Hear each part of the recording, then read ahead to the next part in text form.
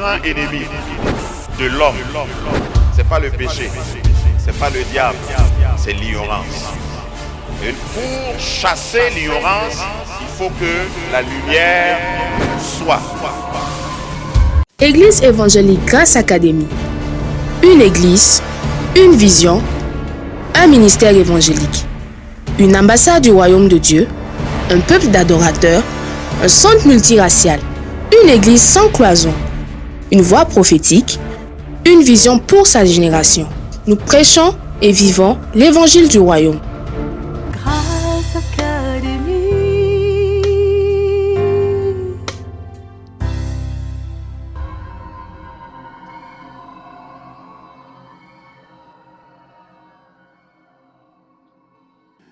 J'ai l'habitude de dire qu'il faut soutenir ce qui te soutient.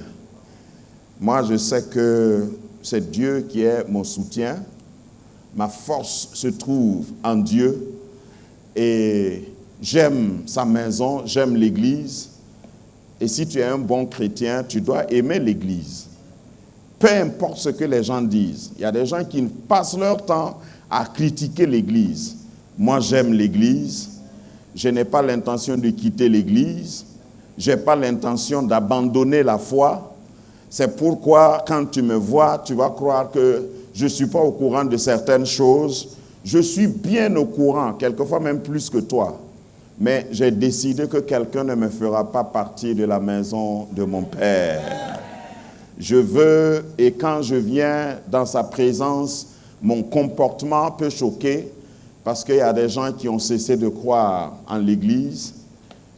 Un monsieur a écrit un livre, « Seigneur, je crois en toi, mais tes enfants, je ne suis pas sûr. » Pour dire qu'il ne croit plus à l'Église. Mais quand on parle de nouvelle naissance, c'est dans l'Église que tu nais de nouveau. Tu ne peux pas naître de nouveau dans l'air. Amen. C'est dans l'Église que tu te baptises. Il n'y a pas d'église parfaite. Mais dans chaque église, moi je crois qu'il y a des hommes parfaits. C'est-à-dire des hommes sincères, des femmes sincères qui cherchent Dieu. Amen. Et c'est ça qui est la préoccupation principale. Si tu vas regarder l'environnement, la Bible dit, celui qui observe le vent ne sèmera point. Donc, il faut mettre les choses à leur place par les temps qui courent, sinon tu peux faire naufrage par rapport à la foi, en pensant qu'il n'y a plus rien de bon, et il ne sert à rien de faire un effort. Non.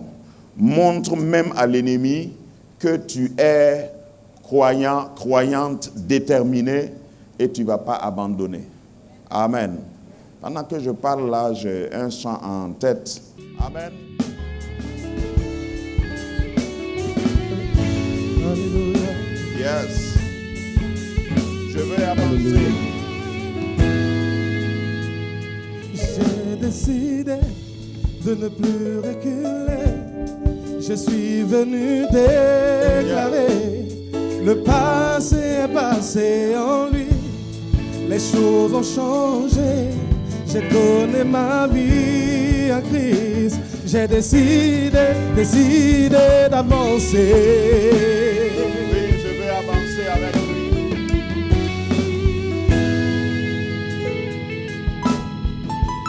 Quel beau moment passé avec toi, ma liberté. J'ai trouvé en toi, tu guéris mon âme et tu changes ma vie. Yeah, yeah, yeah, yeah, yeah, yeah.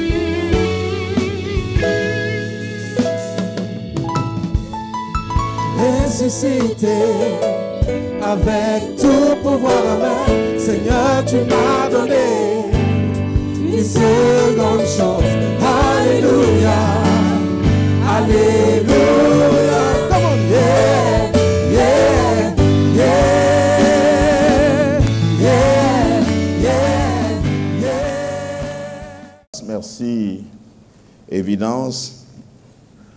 Alors, de temps en temps, il faut que tu le dises fort, quoi.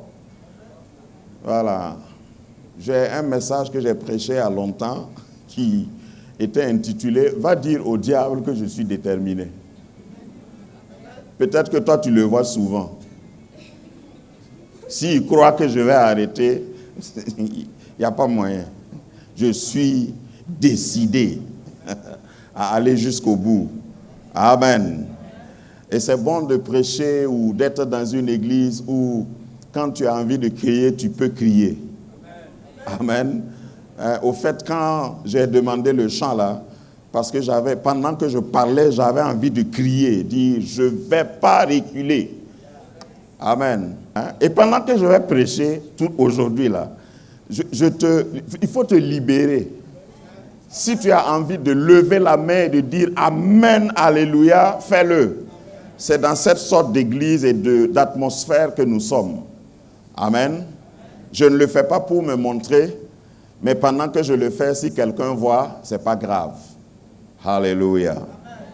Le thème de mon message, parce que Dieu m'a dit de parler à quelqu'un ce matin, je le sentais comme si, ce n'est pas de la rhétorique, je le sentais comme si c'est pour quelqu'un en particulier. Et le thème c'est « Ne crains point, crois seulement ». Et ce n'est pas une phrase que j'ai composée, c'est ce que le Seigneur a dit à quelqu'un justement, qu'il me dit de venir dire à quelqu'un ce matin. Ne crains point, crois seulement. Alléluia. Notre texte de base, d'où est tiré ce passage, ça va être une visite ou une revisite pour certaines personnes, est dans Marc 5. Tous les trois évangiles, les évangiles synoptiques, ont retracé cette histoire, mais j'ai choisi la version de Marc. Marc chapitre 5, versets 22 à 43. Peut-être que je ne vais pas tout lire, mais c'est la substance de l'histoire que j'ai voulu délimiter ainsi. Alors vint un chef de la synagogue nommé Jairus. Vous savez, il y a des noms qui sont évocateurs. Quand vous entendez le nom là, ça ne vous fait pas peur? Jairus. Bonjour, monsieur Jairus. C'est-à-dire qu'il peut jaillir sur toi et te ruiner. Jairus. Ça ressemble à un nom de religieux. Jairus. Nommé Jairus, qui, l'ayant aperçu Jésus, se jeta à ses pieds et lui adressa cette instante prière. Ma petite fille est à l'extrémité. Viens, impose-lui les mains afin qu'elle soit sauvée et qu'elle vive. Jésus s'en alla avec lui et une grande foule le suivit. Pourtant, il n'était pas invité. C'est Jésus qui était invité. La foule n'avait pas été invitée. Et le pressait. Or, dis avec moi, or. Or, il y avait une femme atteinte d'une perte de sang depuis 12 ans. C'est intéressant qu'on ne dit pas le nom de la femme, mais on a dit le nom de Jairus. Il y a les uns et il y a les autres. Mais même si tu es dans la catégorie des autres, aujourd'hui, Jésus est là. Parce que vous savez, ce n'est pas tout qu'on connaît, ce n'est pas tout qu'on dit. Il y a certaines requêtes qu'on ne peut pas dire. Il y a des requêtes anonymes, il y a des supplicateurs anonymes. Et dans l'église, ne vous trompez pas, il y a des gens qui sont connus. Même quand ils ont un problème, on connaît rapidement. Mais il y a d'autres, 12 ans de souffrance, personne ne sait. Je suis content parce que Jésus sait tout. Le pasteur ne sait pas, mais Jésus sait tout. C'est pourquoi moi je suis venu à l'église, parce qu'il me connaît mieux que mon voisin. Donc elle avait beaucoup souffert entre les mains de plusieurs médecins. Elle avait dépensé tout ce qu'elle possédait. Et elle n'avait éprouvé aucun soulagement. Ça semble familier. Mais elle était allée plutôt empirant. Ayant entendu parler de Jésus, elle aussi, comme Jairus, elle vint dans la foule par derrière et toucha son vêtement, car elle disait, si je puis seulement toucher ses vêtements, je serai guéri. Au même instant, la perte de sang s'arrêta. Et elle sentit dans son corps qu'elle était guérie de son mal. Verset 30, Jésus connut aussitôt en lui-même qu'une force était sortie de lui, et se retournant au milieu de la foule, il dit, qui m'a touché mes vêtements? Qui a touché mes vêtements? Ses disciples lui dirent, tu vois la foule à Grâce Académie qui te presse. Et tu dis, qui m'a touché? Et il regardait autour, Jésus regardait autour de lui pour voir celle qui avait fait cela. La femme effrayée et tremblante, sachant ce qui s'était passé en elle, vint se jeter à ses pieds et lui dit toute la vérité. Mais Jésus lui dit, ma fille, ta foi t'a sauvée, va en paix et sois guérie de ton mal. Ça, c'est pour quelqu'un, pendant que je lis, je n'ai même pas besoin de prêcher. Verset 35, comme il parlait encore, survinrent de chez le chef de la synagogue, c'est-à-dire Jaïrus, des gens qui dirent, ta fille est morte. Pourquoi importuner davantage le maître? Vous savez que dans la vie, excusez-moi de vous garder debout, dans la vie, il y a toujours des porteurs de mauvais messages, de mauvaises nouvelles, et ils sont à l'heure. Je ne sais pas si vous avez remarqué. Ok, on va continuer. C'était juste une remarque. Verset 36. Mais Jésus, sans tenir compte de ses paroles, dit au chef de la synagogue, ne crains pas, crois seulement. Et il ne permit à personne de l'accompagner, si ce n'est à Pierre, à Jacques et à Jean, frères de Jacques. Ils arrivèrent à la maison du chef de la synagogue, où Jésus vit une foule bruyante et des gens qui pleuraient et poussaient des grands cris. Il entra et leur dit, pourquoi faites-vous du bruit et pourquoi pleurez-vous? L'enfant n'est pas morte, mais elle dort. Au fait, ton projet là dort seulement. Je vais dire ta situation là, c'est un sommeil, c'est pas une mort. Verset 40, et il se moquait de lui. Alors, ayant fait sortir tout le monde, il prit avec lui le père et la mère de l'enfant et ceux qui l'avaient accompagné, et il entra là où était l'enfant. Il saisit la main et lui dit, Talita Kumi, ce qui signifie, jeune fille, lève-toi, je te le dis. Aussitôt, la jeune fille se leva et se mit à marcher, car elle avait 12 ans. Et ils furent dans un grand étonnement. Tous ceux qui ne croyaient pas seront étonnés. Jésus leur adressa de fortes recommandations pour que personne ne sût la chose, et il dit qu'on donna à manger, allez-y au restaurant, achetez à manger à ma fille. Seigneur, merci pour ta parole, bénis-la, éclaire-nous davantage, donne-nous de la pénétrer, peut-être d'une autre manière, et Seigneur, nous demandons que tu nous parles au nom de Jésus. Amen. Reprenez vos places.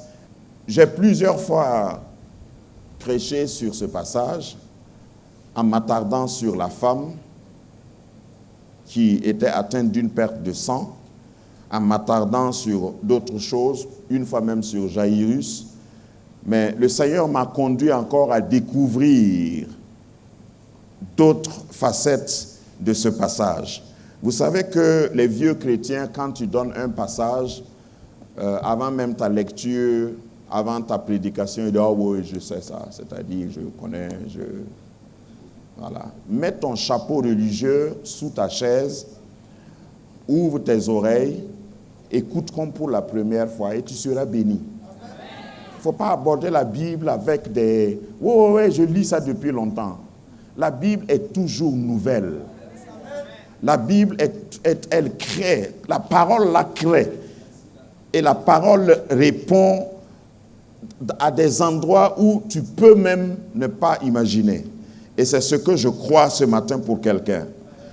La scène, si j'étais cinéaste, on dit que Jésus a d'abord, le contexte est lié au contexte où Jésus a guéri un fou, le Gadara, et puis il a pris une pirogue, il a traversé. Arrivé à l'autre côté, si vous remontez plus haut que notre lecture, on dit qu'il y a une foule qui l'attendait. Quand Jésus va quelque part et les gens sont au courant qu'il va quelque part, les gens le dévançaient souvent à l'adresse de destination et ils l'attendaient. Ça, ce n'est pas nouveau.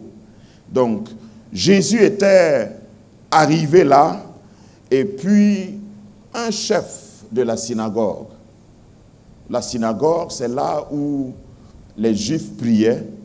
La synagogue est aussi un lieu de rassemblement des notables. Les gens ne partaient pas seulement à la synagogue pour prier, mais les gens partaient à la synagogue aussi pour avoir les vraies nouvelles du pays. Parce que c'est là-bas que se tenaient les personnes qui avaient les bonnes informations. Bref. Donc, le chef de la synagogue était bien connu.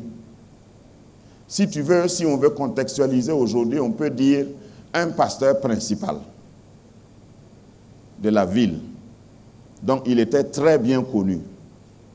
Et il connaissait les manières religieuses.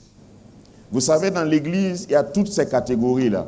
Il y a des gens qui viennent à l'église qui sont tellement réglés, c'est-à-dire ils connaissent bien les habitudes. Ils connaissent quel chant on chante pour introduire. Ils connaissent quel chant on chante quand on a un besoin, quand on a un sujet de prière. C'est-à-dire, leur manière de faire là, c'est vraiment des initiés. Mais il y a aussi d'autres personnes qui s'en foutent du protocole religieux. Donc, ces deux personnes-là, je vous fais remarquer que Jairus connaissait le protocole religieux. Donc, il va écouter sa prière. Il va vers Jésus et il dit, je veux que tu viennes chez moi et que tu imposes la main à ma fille pour qu'elle soit guérie parce qu'elle est malade, elle est mourante. Ça, c'est ce que les chrétiens habitués font. Quand on est malade, on veut qu'on nous impose la main. Ça fait penser à nos milieux aujourd'hui. Souvent, quand certaines personnes viennent pour la prière, tant que le pasteur n'a pas imposé la main sur eux, ils ne croient pas. Donc, Jairus était religieux. La femme atteinte de perte de sang, elle n'était pas religieuse. Elle avait un problème et elle s'est forgé son protocole. Je suis content de servir un Jésus qui ne tient pas compte de toi, ton protocole. Il regarde dans ton cœur. Il regarde ta motivation. Même si il y a des gens, quand ils prient, ils mélangent avec du grec et de l'hébreu. Si tu es à côté de ces personnes-là, tu te dis, quand est-ce que Dieu va me comprendre même? Lui, il parle même dans la langue originale de la Bible. Moi, je suis en train de parler en patois. Ça va durer avant que Dieu m'entende. Pourtant, mon Dieu entend tout le monde. La femme s'est dite, je vais toucher son vêtement seulement et je sais que je serai guéri. Et Jésus, contre toute attente, et je sais que je voudrais que vous mettez votre imagination en marche. Le chef de la synagogue était prioritaire. Est-ce que vous ne sentez pas ça? En lisant là, vous n'avez pas senti ça? Lui, il était prioritaire. Les grands mourront d'abord. Les gens importants là d'abord. Et puis après, on va voir les autres. Et puis, dans la chronologie, je disais que si j'étais cinéaste et je devais tourner un film sur cet épisode-là de guérison, j'allais aller devant un hôpital. C'est comme ça que je voyais ça. Je vais planter mes caméras devant un hôpital et puis je vais faire sortir 2 acteurs, Jairus et sa femme, tenant un nouveau-né. Et puis Jairus est content. Il est en train de regarder. Et pendant qu'on filme, cette femme-là aussi sort avec un bulletin d'examen. Le même jour, à la même heure, en pleurant. Oh, on m'a dit que j'ai un cancer d'utérus. Oh Seigneur, c'est que c'est fini pour moi. Ça, c'est le début de mon film. Pourquoi? Parce qu'on dit que la fille avait 12 ans. La femme, là aussi, a souffert pendant 12 ans. La maladie a duré 12 ans et la fille a 12 ans. À son 12e anniversaire, elle est tombée malade. Donc, si tu regardes mon film, tu vas voir que le même jour que le bébé a été accueilli, nouveau-né, et puis il quittait le même hôpital, l'autre quittait du laboratoire avec un test terrible, une nouvelle terrible. La fille a commencé à vivre, à fêter ses anniversaires, ses parents étaient contents, et puis quelque chose me dit que c'était leur dernier né. Parce que quand il est arrivé, une fille de 12 ans que tu appelles ta petite fille, généralement c'est indicateur, non? Donc c'était leur dernier né. Et les derniers nés souvent sont choyés. Ce n'est pas la peine de me regarder comme ça. Moi, je ne suis pas dernier né. Je n'ai pas été choyé du tout. Là, du tout. Donc, Jairus était le premier. Il est venu vers Jésus. Sa requête était selon le protocole religieux. Viens chez moi. Jacques dit, quelqu'un parmi vous est-il malade? Qu'il appelle les anciens et qu'ils viennent imposer leurs mains avec onction d'huile et le malade sera guéri. Ça, c'est le protocole religieux. Madame ne connaissait pas ça. Elle était atteinte de perte de sang, elle souffrait, elle a fini ses économies et elle ne s'est pas améliorée. Quand elle est arrivée, à cause justement du protocole religieux, elle ne pouvait pas venir en face. Parce que selon les Juifs, une femme ne peut pas entrer en contact direct, une femme tout court, en contact direct avec un souverain sacrificateur. Une femme, surtout et par surcroît, qui est en période même si ce n'est pas maladie, elle ne peut pas venir dans l'assemblée. Ça, c'était le protocole des Juifs. Donc, elle ne pouvait pas, sous aucun prétexte, venir en face. Mais j'adore un Jésus qui se laisse toucher même par derrière. Si les gens t'ont bloqué devant, passe par derrière. Si ton voisin te regarde bizarrement, il faut passer par derrière. Parce qu'il y a des gens dans la vie chrétienne, on dirait qu'ils sont venus trouver Jésus et ils ont bloqué Jésus. Ils ont bloqué l'accès. Si tu veux voir Jésus, il faut payer d'abord ta dîme ici. Fais-toi enregistrer, fais-toi baptiser, prends une carte de membre, il faut porter notre uniforme. Et puis il faut d'abord aller t'excuser auprès du souverain diacre. Je ne sais pas si ça existe. Le diacre principal. Et puis il faut parler même notre langue. Parce que ici, là, nous parlons cette langue. Il y a des protocoles que les gens se sont faits. Jésus est venu briser ces protocoles-là. La femme est venue toucher Jésus et Jésus a su Jésus a su. Pourtant, tout le monde le pressait, comme vous voyez dans le texte. Donc, Jairus dit, j'ai un cas urgent et je suis important. Je suis un responsable, je suis un notable. N'oubliez pas que c'est quand Jairus a arrêté Jésus que la femme a touché Jésus. La Bible dit dans notre lecture là que Jésus était en train d'aller avec Jairus et pendant qu'il partait, la femme touche Jésus et Jésus se permet de s'arrêter. Quand on appelle une ambulance, est-ce que l'ambulance s'arrête pour prendre quelqu'un sur la route? Donc c'est comme l'ambulance passait et la femme a fait auto-stop. Et puis l'ambulance s'arrête. Je ne sais pas si vous avez de l'imagination. Essayez d'imaginer le visage de Jairus quand Jésus s'est arrêté là. Ils étaient en train de partir. Hein, et puis la femme touche. Et puis Jésus s'arrête. Et puis il dit, qui m'a touché? Jairus même devait être en train de dire, bon, écoute, il ne faut pas exagérer. Hein. Ça veut dire quoi ça? Moi, je viens avec mon problème. Et puis tu me laisses et tu parles avec une inconnue. Moi, je paye ma dîme. Moi, je suis important dans cette église.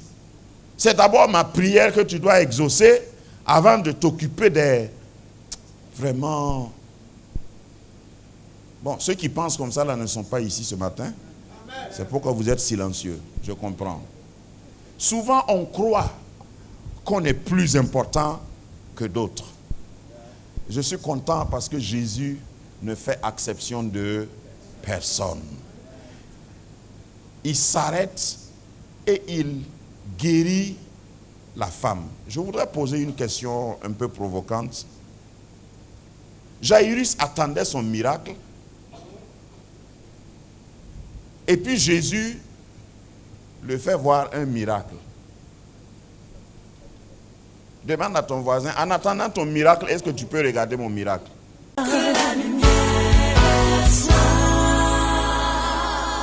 Grâce Académie.